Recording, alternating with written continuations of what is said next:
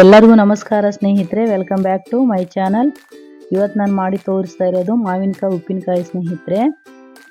ಈ ಉಪ್ಪಿನಕಾಯಿ ಒಂದು ವರ್ಷ ಇಟ್ಟರೂ ಕೆಡೋದೇ ಇಲ್ಲ ಸ್ನೇಹಿತರೆ. ನಾನು ಯಾವಾಗಲೂ ಇದೇ ಥರ ಮಾಡೋದು. ನಾನು ತೋರಿಸ್ಬೇಕಂತೇಳಿ ಅಂದ್ಕೊಳ್ತಾ ಇದ್ದೆ ಭಾಳ ದಿವಸದಿಂದ. ನನಗೆ ಮಾವಿನಕಾಯಿ ಸಿಗಲಿಲ್ಲ, ಹಾಗಾಗಿ ಈಗ ತೋರಿಸ್ಕೊಡ್ತಾ ಇದ್ದೀನಿ. ನಾವು ಫಸ್ಟ್ ಕ್ವಾರ್ಟರ್ಸ್ನಲ್ಲಿರುವಾಗ ಒಂದೇ ಸತಿ ಮಾಡಿ ಇಟ್ಕೊಳ್ತಾ ಇದ್ವಿ. ಮಾಡಿ ಎಲ್ರಿಗೂ ಹಂಚ್ತಾ ಇದ್ದೆ ಸ್ನೇಹಿತರೆ. ವರ್ಷಾನುಗಟ್ಲೆ ಇರ್ತಿತ್ತು, ಏನು ಕೆಡೋದೇ ಇಲ್ಲ ಈ ಉಪ್ಪಿನಕಾಯಿ. ಈಗ ನಾನು ತೋರಿಸ್ಕೊಡ್ತಾ ಇದ್ದೀನಲ್ಲ, ಈ ಥರ ಎಲ್ಲರೂ ಟ್ರೈ ಮಾಡಿ. ಈಗ ಯಾವ ಥರ ಮಾಡೋದು ನೋಡ್ಕೋಣ. ಇಲ್ಲಿ ಒಂದು 6 ಮಾವಿನಕಾಯಿ ತೊಗೊಂಡಿದ್ದೀನಿ ಸ್ನೇಹಿತರೆ. ಈಗ ಸಿಕ್ತು ನನಗೆ ಮಾರ್ಕೆಟ್ನಲ್ಲಿ. ನಮ್ಮ ಮನೆ ಹತ್ರ ಅವಾಗ ಫಸ್ಟ್ ಗಿಡ ಇತ್ತು, ಹಂಗಾಗಿ ಮಾಡ್ತಾಯಿದ್ದೆ. ಈಗ ನನಗೆ ಸಿಗಲಿಲ್ಲ, ಈಗ ಸಿಕ್ಕಿದೆ ಅಂತ ನಿಮ್ಮೆಲ್ಲರಿಗೂ ತೋರಿಸ್ಬೇಕು ಅನ್ಸತ್ತೆ ಅಂತೇಳಿ ನಾನು ಮಾಡಿ ತೋರಿಸ್ತಾ ಇದ್ದೀನಿ. ಕಾಯಿ ಇರೋದು ತೊಗೋಬೇಕು ಸ್ನೇಹಿತರೆ ಯಾವಾಗಲೂ ಮಾವಿನಕಾಯಿ. ಇದು ನೀಟಾಗಿ ತೊಳೆದು ಆರಿಟ್ಕೋಬೇಕು. ಎಲ್ಲಿ ಒಂದು ಡ್ರಾಪ್ನು ನೀರು ಹಾನಿ ಇರಬಾರ್ದು. ಇದಕ್ಕೆ ನೀಟಾಗಿ ಬಟ್ಟೆಲಿಂದ ಒರೆಸಿ ಇಟ್ಕೋಬೇಕು. ಫ್ಯಾನ್ ಗಾಳಿಗೆ ಒರೆಸಿದ ನಂತರ ನಾವು ಸಣ್ಣ ಸಣ್ಣ ಪೀಸಾಗಿ ಕಟ್ ಮಾಡ್ಕೋಬೇಕು ಸ್ನೇಹಿತರೆ. ನೀಟಾಗಿ ತೊಳೆದು ಇಟ್ಕೊಳ್ರಿ. ಆದರೆ ಕಾಯಿ ಮಾತ್ರ ಫುಲ್ಲು ಗಟ್ಟಿ ಇರೋದೇ ತಗೋಬೇಕು. ಉಪ್ಪಿನಕಾಯಿಗೆ ಸ್ವಲ್ಪ ಮೆತ್ತಗಿದ್ರೂ ಚಟ್ನಿ ಕೆಡೋ ಚಾನ್ಸ್ ಇರ್ತೈತೆ. ಹಾಗಾಗಿ ಆ ಕಾಯಿ ಕಟ್ ಮಾಡಿದಾಗ ಕೊಬ್ಬರಿ ಥರನೇ ಗಟ್ಟಿ ಇರಬೇಕು ಸ್ನೇಹಿತರೆ. ಆದಮೇಲೆ ಮಾವಿನಕಾಯಿ ತೊಗೊಂಡಾಗ ಉಪ್ಪಿನಕಾಯಿಗೆ ಹುಳಿ ಇರೋದೇ ತೊಗೋಬೇಕು. ಪೂರ್ತಿ ಹುಳಿ ಎಷ್ಟು ಹುಳಿದ್ರೆ ಅಷ್ಟು ಚೆನ್ನಾಗಿರುತ್ತೆ ಸ್ನೇಹಿತರೆ ಉಪ್ಪಿನಕಾಯಿಗೆ. ನೀವು ಒಂದ್ಸಲ ತಿಂದು ನೋಡ್ರಿ. ಪೀಸ್ ಕಟ್ ಮಾಡಿದಾಗ ನಿಮ್ಗೆ ಅರ್ಥ ಆಗಲಿಲ್ಲ ಅಂದರೆ ಸ್ವಲ್ಪ ಸಿಹಿ ಥರ ಮೆತ್ತಗಿದ್ರೆ ಅದನ್ನು ಸೈಡ್ ಇಟ್ಕೊಂಡ್ಬಿಡ್ರಿ. ನಾವೆಲ್ಲ ತೊಳೆದು ಆರಿದ ನಂತರ ಒಂದು ಕತ್ತಿ ತೊಗೊಂಡು ಆದರೆ ಒಂದು ಏನಾದರೂ ತೊಗೊಂಡು ನೀವು ಚಾಕುಲಿಂದ ಆಗಲಿ ಈ ಥರ ಪೀಸಸ್ ಆಗಿ ಕಟ್ ಮಾಡ್ಕೋಬೇಕು. ಈಗ ನಾನು ಕಟ್ ಮಾಡ್ಕೊಂಡಿದ್ದೀನಲ್ಲ ತೋರಿಸ್ತಾ ಇದ್ದೀನಿ. ಆದರೆ ಕಟ್ ಮಾಡಿದಾಗ ಅದರಲ್ಲಿ ಚಿಪ್ಪೆ ಸಮೇತ ಇರಬೇಕು ಸ್ನೇಹಿತರೆ. ಆವಾಗ ನಮಗೆ ವರ್ಷದವರೆಗೆ ಅದು ಪೀಸು ಮೆತ್ತಗೆ ಆಗೋದಿಲ್ಲ, ಹಂಗೆ ಸ್ಟ್ರಾಂಗಾಗಿ ನಿಲ್ಲುತ್ತೆ. ನಾವು ಒಳಗಡೆ ಚಿಪ್ಪಿರೋದ್ರಿಂದ ಆ ಪೀಸು ಮೆತ್ತಗೆ ಆಗೋದಿಲ್ಲ. ಆದಮೇಲೆ ಕಟ್ ಮಾಡಿದ ನಂತರ ಈ ಥರ ವೈಟ್ ಕ್ಲಾತ್ ತೊಗೊಂಡು ನಾವು ಕಟ್ ಮಾಡಿರ್ತೀವಲ್ಲ ಅದರಲ್ಲಿ ಕೇರ್ ಬೀಜ ತೆಗೆದಿರ್ತೀವಿ. ಆವಾಗ ವೈಟ್ ಬಟ್ಟೆಲಿಂದ ನೀಟಾಗಿ ಎಲ್ಲ ಒರೆಸಿ ಇಟ್ಕೋಬೇಕು.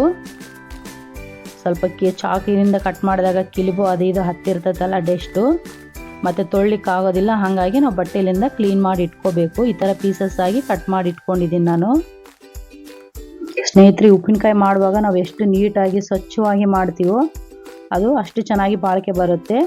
ಈ ಉಪ್ಪಿನಕಾಯಿ ನಾವು ಕಟ್ ಮಾಡಿರ್ತೀವಲ್ಲ ಮಾವಿನಕಾಯಿನ, ಇದನ್ನು ನಾವು ಯಾವುದಾದ್ರೂ ಒಂದು ಬೌಲ್ ಆಗಲಿ ಒಂದು ಗ್ಲಾಸ್ ಆಗಲಿ ಅದರಿಂದ ಅಳತೆ ತಗೋಬೇಕು. ಒಂದು ಕಪ್ ಆಗಲಿ ಮೆಜರ್ಮೆಂಟ್ ತಗೋಬೇಕಾಗುತ್ತೆ. ಈಗ ನಾನು ಒಂದು ಕಪ್ ತೊಗೊಂಡಿದ್ದೀನಿ, ಸ್ವಲ್ಪನೇ ಇದೆ ಅಲ್ಲ, ಹಾಗಾಗಿ ಸಣ್ಣ ಕಪ್ ತೊಗೊಂಡಿದ್ದೀನಿ ಸ್ನೇಹಿತರೆ. ಈ ಕಪ್ಲಿಂದ ಅಳತೆ ಮಾಡ್ಕೊಳ್ತೀನಿ. ಇದರಿಂದ 3 ಕಪ್ಪು ಆಯಿತು ಸ್ನೇಹಿತರೆ. ನಾವು ಪೀಸಸ್ ಅಳತೆ ಮಾಡ್ಕೋಬೇಕು. ಆವಾಗ ನಾವು ಅಳತೆ ಪ್ರಕಾರ ಹಾಕ್ಕೋಬೇಕಾಗ್ತದೆ. ಕಪ್ಲಿಂದ 3 ಕಪ್ ಆಗಿದೆ. ನನಗೆ ಸ್ವಲ್ಪನೇ ಜಾಸ್ತಿ ಬೇರೆ ಬೇರೆ ಉಪ್ಪಿನಕಾಯಿ ಇದೆ ಅಂತ ನಾನು ಸ್ವಲ್ಪನೇ ಕ್ವಾಂಟಿಟಿ ಮಾಡ್ಕೊಳ್ತಾ ಇದ್ದೀನಿ. ಹಾಗಾಗಿ ನಿಮ್ಮೆಲ್ಲರಿಗೂ ತೋರಿಸ್ಬೇಕಂತ ತೋರಿಸ್ತಾ ಇದ್ದೀನಿ. ಇಲ್ಲಿ 1 ಸ್ಪೂನು ಮೆಂತೆಕಾಳು ತೊಗೊಂಡಿದ್ದೀನಿ ಸ್ನೇಹಿತರೆ. ಇದು ಸ್ವಲ್ಪ ಕ್ವಾಂಟಿಟಿ ಆದ್ದರಿಂದ ನಾನು ಸ್ವಲ್ಪನೇ ಹಾಕ್ಕೊಂಡಿದ್ದೀನಿ. ನೀವು ಒಂದು ವೇಳೆ ಹೆಚ್ಚಿಗೆ ಒಂದು 15 ಕಾಯಿ 20 ಕಾಯಿ ಮಾಡೋದಾದರೆ ಒಂದು 4 ಸ್ಪೂನ್ ಆ ಥರ ನೀವು ಕ್ವಾಂಟಿಟಿ ಹೆಚ್ಚಿಗೆ ಮಾಡ್ಕೊಂಡು ಹೋಗ್ರಿ. ಸ್ವಲ್ಪ ಬಿಸಿ ಮಾಡ್ಕೋಬೇಕು ಮೆಂತೆಕಾಳು. ಬಿಸಿ ಆದ ನಂತರ ನಾನು ಸಾಸಿವೆ ಹಾಕ್ಕೊಂಡಿದ್ದೀನಿ. ಇಲ್ಲಿ ಒಂದು ಅರ್ಧ ಕಪ್ಪು ಸಾಸಿವೆ ಹಾಕ್ಕೊಂಡಿದ್ದೀನಿ ಸ್ನೇಹಿತರೆ. ನಾವು 3 ಕಪ್ಪು ಮಾವಿನಕಾಯಿ ತೊಗೊಂಡಿದ್ದೀನಲ್ಲ, ಇದು ಕಲ್ಲುಪ್ಪು ತಗೋಬೇಕಾಗುತ್ತೆ ಸ್ನೇಹಿತರೆ. ನಾವು ಉಪ್ಪಿನಕಾಯಿ ಯಾವುದೇ ಉಪ್ಪಿನಕಾಯಿ ಮಾಡುವಾಗ ಕಲ್ಲುಪ್ಪು ಹಾಕೋದ್ರಿಂದ ಟೇಸ್ಟ್ ಚೆನ್ನಾಗಿರ್ತೈತೆ. ಹಾಗಾಗಿ ಕಲ್ಲುಪ್ಪು ನಾನು ಮಿಕ್ಸಿಗೆ ಹಾಕಿ ಇಟ್ಕೊಂಡಿದ್ದೀನಿ. ನಾವು ಸಾಸಿವೆ ಮತ್ತು ಮೆಂತೆಕಾಳು ಬಿಸಿ ಮಾಡಿ ಇಟ್ಕೊಂಡಿದ್ವಲ್ಲ ಸ್ನೇಹಿತರೆ, ಅದನ್ನು ಮಿಕ್ಸಿ ಜಾರ್ಗೆ ಹಾಕ್ಕೊಂಡು ಪೌಡರ್ ಮಾಡ್ಕೊಳ್ಳೋಣ ಸ್ನೇಹಿತರೆ. ನೀವು ಇಲ್ಲಿ ಉಪ್ಪಿನಕಾಯಿಗೆ ನಮಗೆ ಗ್ರೇವಿನೆಸ್ ಅನ್ನದಲ್ಲಿ ಕಲಿಸ್ಕೊಂಡು ತಿನ್ನಲಿಕ್ಕೆ ಹೆಚ್ಚಿಗೆ ಬೇಕಂದರೆ ಸಾಸಿವೆ ಹೆಚ್ಚು ಕಡಿಮೆ ಮಾಡ್ಕೋಬೋದು. ಆದರೆ ಅಲ್ಲಿ ಇಷ್ಟೇ ತಗೋಬೇಕಂತೇನಿಲ್ಲ. ಈಗ ನಾನು ಪೌಡರ್ ಮಾಡ್ಕೊಂಬಂದಿದ್ದೀನಿ. ನೈಸಾಗಿ ಪೌಡರ್ ಆಗಬೇಕು ಸ್ನೇಹಿತರೆ. ಇದು ನೀವು ಒಂದು ವೇಳೆ ಕಡಿಮೆ ಅದನ್ನು ತಗೋಬೋದು ಸಾಸಿವೆ. ಒಂದು ವೇಳೆ ಹೆಚ್ಚಿಗೆ ಹಾಕೋದಾದರೆ ನಿಮಗೆ ಅನ್ನದಲ್ಲಿ ತಿನ್ನಲಿಕ್ಕೆ ಗ್ರೇವಿನೆಸ್ ಬೇಕು, ಅನ್ನದಲ್ಲಿ ಗುಜ್ಜು ಬೇಕಾಗುತ್ತೆ ಅಂದರೆ 1 ಕಪ್ಪು ಸಾಸಿವೆನ ಹಾಕ್ಕೋಬೋದು. ಸಾಸಿವೆ ಇಷ್ಟೇ ತಗೋಬೇಕಂತ ಕ್ವಾಂಟಿಟಿ ಇಲ್ಲ. ನೀವು ಮಾವಿನಕಾಯಿ ಎಷ್ಟು ತೊಗೊಂಡಿರ್ತೀರ ನೋಡಿ ಆ ಕ್ವಾಂಟಿಟಿ ಮೇಲೆ ಒಂದು 1/4 kg ತೊಗೋಬೋದು. ಒಂದು 20 ಕಾಯಿ ಮಾವಿನಕಾಯಿ ಹಾಕಿದರೆ ಆ ಥರ ಮಾಡ್ಬೋದು ಸ್ನೇಹಿತರೆ. ಇಲ್ಲಿ ಒಂದು 2 ಗಡ್ಡೆ ಸುಲಿದಿರೋದು ನಾನು ಒಂದು ಮಿಕ್ಸಿ ಜಾರಿಗೆ ಹಾಕ್ಕೊಂಡಿದ್ದೀನಿ. ಮತ್ತು 1 ಸ್ಪೂನ್ ಜೀರಿಗೆ ಹಾಕ್ಕೊಳ್ತಾ ಇದ್ದೀನಿ. ಜೀರಿಗೆ ಆಪ್ಷನಲ್ ಸ್ನೇಹಿತರೆ, ಇಷ್ಟ ಇದ್ರೆ ಹಾಕ್ಕೋಬೋದು. ಫ್ಲೇವರ್ ಇಷ್ಟ ಆಗಿಲ್ಲ ಅಂದರೆ ಸ್ಕಿಪ್ ಮಾಡಿ. ಬರೀ ಬೆಳ್ಳುಳ್ಳಿ ಅಷ್ಟೇ ಸ್ವಲ್ಪ ತರಿತರಾಗಿ ಒಂದು ಸಲ ಕಚ್ಚಾ ಬೆಚ್ಚ ಥರ ಆಗಬೇಕದು. ಈಗ ನಾವು ಕಟ್ ಮಾಡಿರೋ ಮಾವಿನಕಾಯಿ ಪೀಸ್ಗೆ 1 ಕಪ್ ಎಣ್ಣೆ ಹಾಕಿ ಮಿಕ್ಸ್ ಮಾಡ್ಕೋಬೇಕು ಸ್ನೇಹಿತರೆ. ಅದು ನಾವು ವೀಡಿಯೋ ತೆಗಿವಾಗ ವೀಡಿಯೋ ಸ್ಕಿಪ್ ಆಯಿತು. ಇಲ್ಲಿ 1 ಕಪ್ಪು ಎಣ್ಣೆ ಸೇರಿಸಿ ನಾವು ಪೀಸ್ಗಳಿಗೆಲ್ಲ ಚೆನ್ನಾಗಿ ಆಡೋ ಥರ ಚೆನ್ನಾಗಿ ಮಿಕ್ಸ್ ಮಾಡ್ಕೋಬೇಕು. ಈ ಥರ ಹಾಕೋದ್ರಿಂದ ನಾವು 1 ವರ್ಷವರೆಗೆ ಇಟ್ಟರು ಪೀಸಸ್ಸು ಮೆತ್ತಗೆ ಆಗೋದಿಲ್ಲ, ಹಂಗೆ ಗಟ್ಟಿಯಾಗಿರುತ್ತೆ ಸ್ನೇಹಿತರೆ. ಹಂಗಾಗಿ ಈ ಥರ ಮೆಥಡ್ ಈ ಥರ ಫಾಲೋ ಆಗಿ ಆದಮೇಲೂ ಕಲಿಸ್ಕೋಬೋದು. ನಾವು ಫಸ್ಟೇ ಮಾವಿನಕಾಯಿಗೆ ಈ ಥರ ಕಲಿಸೋದ್ರಿಂದ ಉಪ್ಪು ಖಾರ ಅಷ್ಟು ಇದು ಆಗೋಂಗಿಲ್ಲ, ಎಣ್ಣೆ ಹಿಡ್ಕೊಂಡಿರ್ತೈತಲ್ಲ ಪೀಸಸ್ಗೆ, ಆ ಮಾವಿನಕಾಯಿ ಪೀಸಸ್ಗೆ. ಹಾಗಾಗಿ ಆ ಪೀಸ್ಗಳು ಗಟ್ಟಿಯಾಗಿರುತ್ತೆ. ಇಲ್ಲಿ 1 ಕಪ್ ಎಣ್ಣೆ ಸೇರಿಸಿ ನಾನು ಮಿಕ್ಸ್ ಮಾಡ್ಕೊಂಡಿದ್ದೀನಿ ಬೌಲಲ್ಲಿ. ಇದಕ್ಕೆ ಎಣ್ಣೆ ಇಷ್ಟೇ ಅಂತ ಹೇಳೋಕ್ಕಾಗಂಗಿಲ್ಲ ಸ್ನೇಹಿತರೆ. 3 ಕಪ್ ತೊಗೊಂಡಿದ್ದೀನಲ್ಲ, ಅದಕ್ಕೆ ನಾವು ಯಾವಾಗಲೂ ಉಪ್ಪಿನಕಾಯಿ ಕಲಿಸಿದಾಗ ಮೇಲೆ ಮುಳುಗುವಷ್ಟು ಎಣ್ಣೆ ಬೇಕಾಗುತ್ತೆ. ನೀವು ಶೇಂಗಾ ಎಣ್ಣೆನೇ ತಗೊಳ್ರಿ ಆದಷ್ಟು ಉಪ್ಪಿನಕಾಯಿ ಮಾಡುವಾಗೆಲ್ಲ, ಅದೇ ಟೇಸ್ಟ್ ಇರುತ್ತೆ ಸ್ನೇಹಿತರೆ. ಚಟ್ನಿನೂ ಟೇಸ್ಟ್ ಕೊಡುತ್ತೆ ಮತ್ತು ಚಟ್ನಿನೂ ಕೆಡೋದಿಲ್ಲ.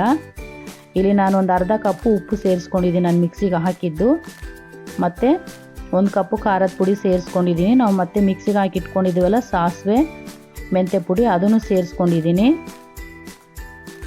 ಸ್ನೇಹಿತರೆ. ಖಾರ ನೋಡಿ ಹಾಕ್ಕೋಬೋದು ಸ್ನೇಹಿತರೆ. ಇಲ್ಲಿ 1 ಕಪ್ ಸೇರಿಸ್ಕೊಂಡಿದ್ದೀನಿ. ಒಬ್ಬೊಬ್ಬರು ಖಾರ ಹೆಚ್ಚಿಗೆ ಬೇಕು, ನಮಗೆ ಸ್ಟ್ರಾಂಗಾಗಿ ಜಾಸ್ತಿ ಬೇಕಂದರೆ ಇನ್ನೂ ಸ್ವಲ್ಪ ಸೇರಿಸ್ಕೋಬೋದು ಅಥವಾ ಕಡಿಮೆನೂ ಮಾಡ್ಕೋಬೋದು. ಇಷ್ಟೇ ಬೇಕಂತೇನಿಲ್ಲ ಖಾರದ ಪುಡಿ ಸೇರಿಸುವಾಗ. ಉಪ್ಪು ಮಾತ್ರ ಇನ್ನೊಂದು ಸಲ ನಾವು 3 ದಿವಸ ಬಿಡ್ತೀವಲ್ಲ ಸ್ನೇಹಿತರೆ, 3ನೇ ದಿವಸ ನೀವು ಚೆಕ್ ಮಾಡಿ ಮತ್ತೆ ಬೇಕಿದ್ರೆ ಕಡಿಮೆ ಆದರೆ ಹಾಕ್ಕೋಬೋದು, ಹೆಚ್ಚಿಗೆ ಆದರೆ ಏನು ಮಾಡ್ಲಿಕ್ಕೆ ಆಗೋದಿಲ್ಲಲ್ಲ. ಹಂಗಾಗಿ ನೋಡಿ ಸೇರಿಸ್ಕೊಳ್ರಿ ಉಪ್ಪು ಹಾಕೋವಾಗ ಯಾವಾಗಲೂ ಉಪ್ಪಿನಕಾಯಿಗೆ. ನಾನು ಇಲ್ಲಿ ಮಿಕ್ಸಿಗೆ ಹಾಕಿ ಇಟ್ಟಿರೋದು ಮತ್ತು ಜೀರಿಗೆ ಬೆಳ್ಳುಳ್ಳಿ ಪೇಸ್ಟ್ ಹಾಕಿದ್ನಲ್ಲ, ಆ ಪೇಸ್ಟ್ನೂ ಹಾಕ್ಕೊಂಡಿದ್ದೀನಿ. ಮತ್ತು 1-2 ಗಡ್ಡೆ ಸುಲಿದಿರೋದು ಹಂಗೆ ಹೆಸರು ಸಮೇತ ಹಾಕ್ತಾಯಿದ್ದೀನಿ ಸ್ನೇಹಿತರೆ. ಅದು ಬೆಳ್ಳುಳ್ಳಿನೇ ನಾವು ಅನ್ನದಲ್ಲಿ ತಿನ್ನುವಾಗ ನಂಚ್ಕೊಂಡು ತಿನ್ನಲಿಕ್ಕೆ ಚೆನ್ನಾಗಿರ್ತೈತಿ. ಈಗ ಸ್ವಲ್ಪ ಎಣ್ಣೆ ಹಾಕಿ ನಿಧಾನವಾಗಿ ಮಿಕ್ಸ್ ಮಾಡ್ಕೊಳ್ಳೋಣ. ಈ ಉಪ್ಪಿನಕಾಯಿ ಮಾಡೋದು ದೊಡ್ಡ ಕಷ್ಟ ಏನಿಲ್ಲ ಸ್ನೇಹಿತರೆ. ನಾವು ಮಾಡುವಾಗ ಅಚ್ಚುಕಟ್ಟಾಗಿ ನೀಟಾಗಿ ಶ್ರದ್ಧಾಗಿ ಮಾಡಿದರೆ ಯಾವ ಉಪ್ಪಿನಕಾಯಿನೂ ಕೆಡೋದೇ ಇಲ್ಲ. ನೀಟಾಗಿ ಮಾಡ್ಕೋಬೇಕು. ನಿಧಾನವಾಗಿ ಎಲ್ಲ ಮಿಕ್ಸ್ ಮಾಡ್ಕೋಬೇಕು ಸ್ನೇಹಿತರೆ. ನಾನಿಲ್ಲಿ 1 ಕಪ್ಪು ಸೇರಿಸ್ಕೊಂಡಿದ್ದೀನಿ. ನೀವು ಬೇಕಾದರೆ ನೀವು 3ನೇ ದಿವಸ ಸ್ನೇಹಿತರೆ, ನಾವೆಲ್ಲ ಮಿಕ್ಸ್ ಮಾಡಿ ಇಡ್ತೀವಲ್ಲ, ನಾವು 3ನೇ ದಿವಸ ಚೆಕ್ ಮಾಡ್ಕೋಬೋದು ಸ್ನೇಹಿತರೆ. ಉಪ್ಪು ಕಡಿಮೆ ಇದ್ದರೆ ಉಪ್ಪು ಹಾಕ್ಕೋಬೋದು ಅಥವಾ ಖಾರ ಕಡಿಮೆ ಇದ್ದರೆ ಖಾರನೂ ನೀವು ಮಿಕ್ಸ್ ಮಾಡ್ಕೋಬೋದು. ನಂತರ 3ನೇ ದಿವಸ ಸ್ನೇಹಿತರೆ ಮಿಕ್ಸ್ ಮಾಡಿದ ನಂತರ 1 ಗಂಟೆಗಳ ಕಾಲ ಬಿಸಿಲು ಜಾಳಕ್ಕೆ ಇಡ್ರಿ ಸ್ನೇಹಿತರೆ. ಮನೆಯಲ್ಲಿ ಕಿಟಕಿ ಹತ್ರ ಆಗಲಿ ವರಂಡದಲ್ಲಿ ಬಿಸಿಲು ಬೀಳುತ್ತಲ್ಲ, ಆ ಜಾಗದಲ್ಲಿ ಇಡ್ರಿ. 1 ಗಂಟೆ ಬಿಸಿಲಿದ್ರೆ ನಾವೇನಾದರೂ ಕಟ್ ಮಾಡುವಾಗ ಎಲ್ಲಾದರೂ ಬೈ ಚಾನ್ಸ್ ಒಂದು ಡ್ರಾಪ್ ನೀರಿದ್ರೂ ಅದು ಇದಾಗುತ್ತೆ, ಚಟ್ನಿ ಕೆಡೋ ಚಾನ್ಸ್ ಇರುತ್ತಲ್ಲ. ಹಾಗಾಗಿ ಇಟ್ಕೊಳ್ರಿ. ಆದಮೇಲೆ ಎಣ್ಣೆ ತೇಲೋ ಥರ ಇರಬೇಕು ಸ್ನೇಹಿತರೆ. ನಾನೊಂದು ಜಾಡಿನೆಲ್ಲ ಹಾಕಿ ಇಟ್ಕೊಳ್ತೀನಿ. ನಾವು ಉಪ್ಪಿನಕಾಯಿ ಆ ಜಾಡಿನಲ್ಲಿ ಯಾವುದಾದ್ರೂ ಒಂದು ಪ್ಲಾಸ್ಟಿಕ್ ಡಬ್ಬೆನೆಲ್ಲ ಹಾಕಿದಾಗ ಎಣ್ಣೆ ಮೇಲೆ ತೇಳ್ಕೊಂಡಿರ್ಬೇಕು ಸ್ನೇಹಿತರೆ. ಆ ಕಾಯಿ ಏನು ಮೇಲೆ ಪೀಸಸ್ ಕಾಣಬಾರ್ದು ನಮಗೆ ಸ್ನೇಹಿತರೆ. ಈ ಉಪ್ಪಿನಕಾಯಿ ನಿಮ್ಗೆಲ್ಲರಿಗೂ ಇಷ್ಟ ಆದರೆ ಲೈಕ್ ಮಾಡಿ ಸ್ನೇಹಿತರೆ, ಹಾಗೆ ಕಮೆಂಟ್ ಮಾಡಿ ನಿಮ್ಗೆ ಹೆಂಗೆ ಬಂದಿದೆ ಅಂತೇಳಿ. ಮತ್ತೆ ಮುಂದಿನ ರೆಸಿಪಿಯಲ್ಲಿ ಭೇಟಿಯಾಗೋಣ. ಎಲ್ಲರಿಗೂ ನಮಸ್ಕಾರ.